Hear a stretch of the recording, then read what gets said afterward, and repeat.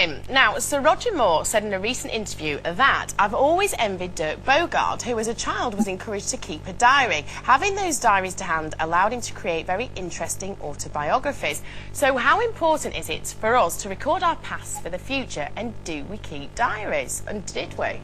Well, I do. You still do? Yes, well, I did when I was very young and up to a certain teenage time. And when I look back at those teenage diaries, I think, oh, I had some nice boyfriends, actually.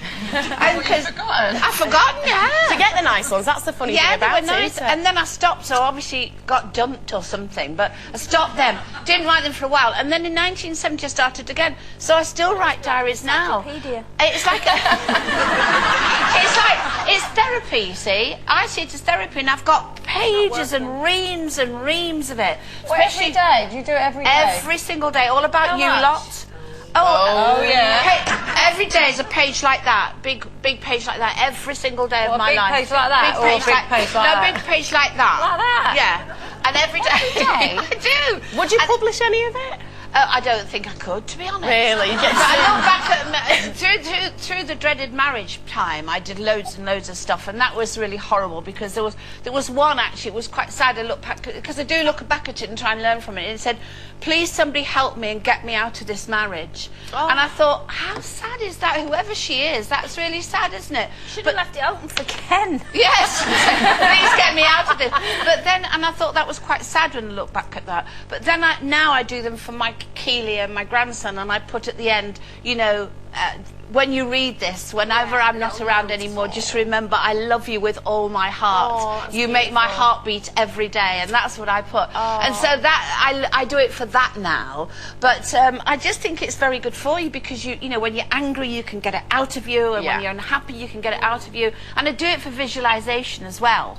You know, when I say, I'd like to do this or I'd like to have this, and it didn't work, but anyway. But I just think it's very good for you because it gets lots of anger. Especially if you're down. The only time I've ever really... Well, there are various documents that tell me where I was and what I was doing at certain times in my life. Like, you know, I used to write letters to my brother when he was in the Falklands in the early 80s and things like that, and credit card statements even. And now, you know, sometimes I get on... Well, they do because they tell you where you are. Well, they remind you where you went.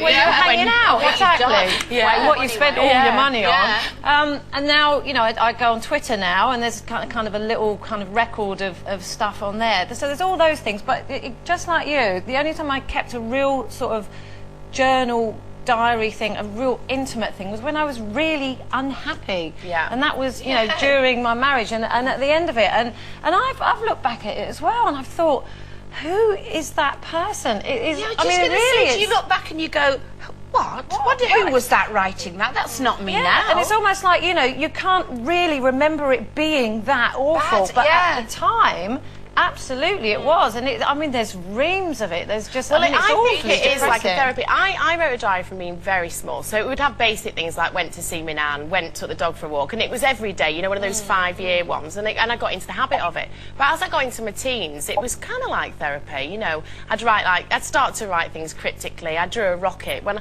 I lost my virginity, I drew a rocket and I put "We have liftoff." In case my mum read it, but she probably would have sussed it out.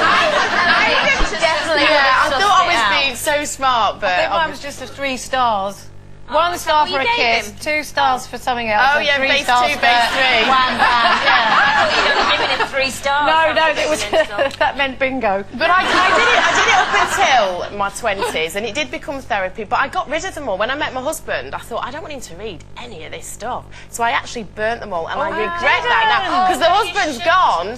But so have my diaries, and I'm really upset about it. I wish I hadn't. I know. But I've never actually kept a diary, but writing my autobiography was like that. It was like writing a diary, and like you say, you relive all those emotions and all. But I do think it's a brilliant thing for your kids. I mean, I would love now if my mum or dad had written diaries to read them, just about bits of their life that I didn't know about and all of that. I'd love to read about. Because you don't really know your parents not that really, well, because they especially don't from that tell you era. stuff They about don't how tell they're you. feeling, really. I mean, my kids now, I don't need a diary, they just watch Loose Women, they know everything about me. But It's a bit like a diary, isn't it? Yeah, and also we've got, you know, DVD and video and stuff now that kids can look back on, which is great as well. But I mean, I have to say, as a parent, and this is terrible, but if my boy boys, if they're watching, have written diaries, you need to hide them.